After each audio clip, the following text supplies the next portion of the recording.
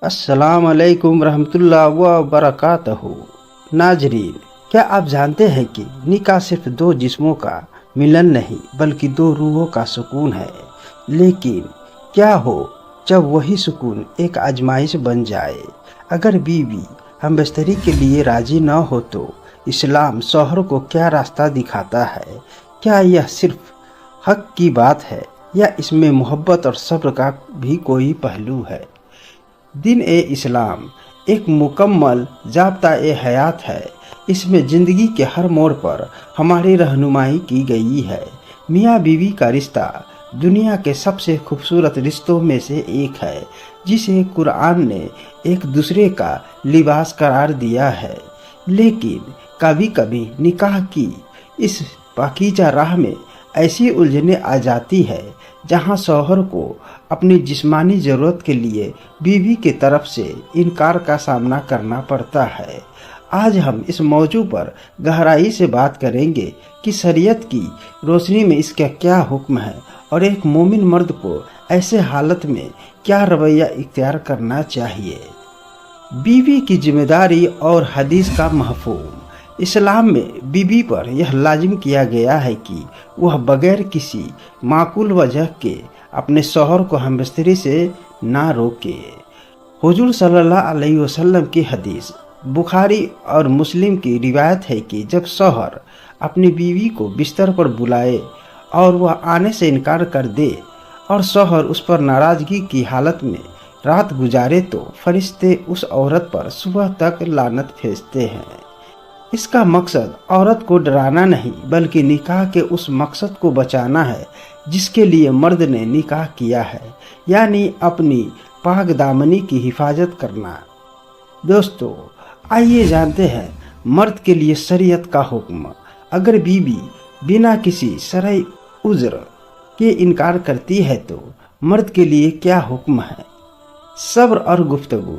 سب سے پہلا قدم یہ نہیں کہ آپ ناراض ہو جائے۔ اسلام حسن سلوک کا حکم دیتا ہے۔ شوہر کو چاہیے کہ وہ بیوی سے نرمی سے بات کرے اور وجہ جاننے کی کوشش کرے۔ دوسرا، ناراضگی کا اظہار۔ اگر بیوی عادت کے طور پر ایسا کر رہی ہے تو قرآن سورۃ النساء کے مطابق شوہر کو حق ہے کہ وہ اپنا بستر الگ کر لے تاکہ بیوی کو اپنی غلطی کا احساس ہو۔ تیسرا، زبردستی کی مناہی۔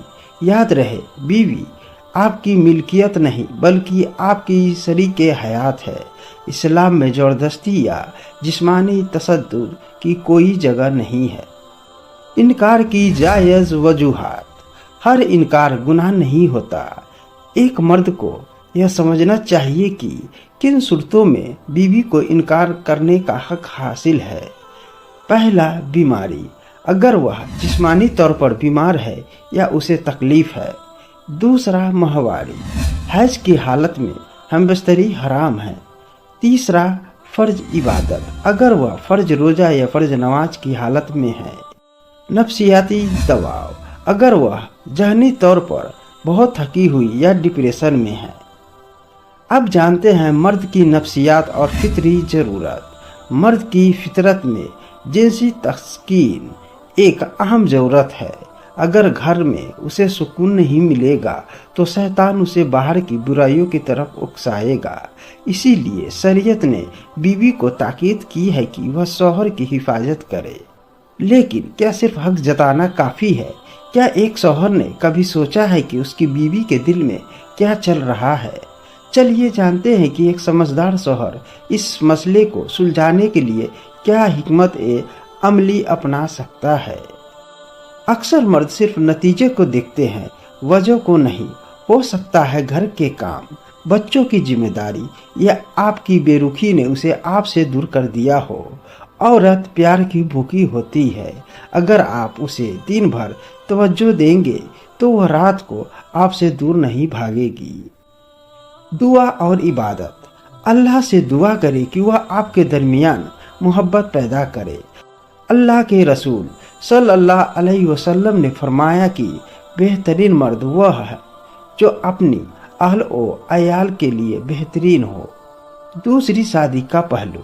اگر بیوی मुस्तकिल तौर पर अपनी जिम्मेदारी पूरी नहीं कर पा रही है और मर्द को गुनाह में पड़ने का डर है तो शरीयत ने उसे दूसरी शादी की इजाज़त दी है, बशर्ते वह इंसाफ कर सके। लेकिन यह आखिरी रास्ता होना चाहिए, घर तोड़ने का जरिया नहीं। औरतों के लिए नसीहत।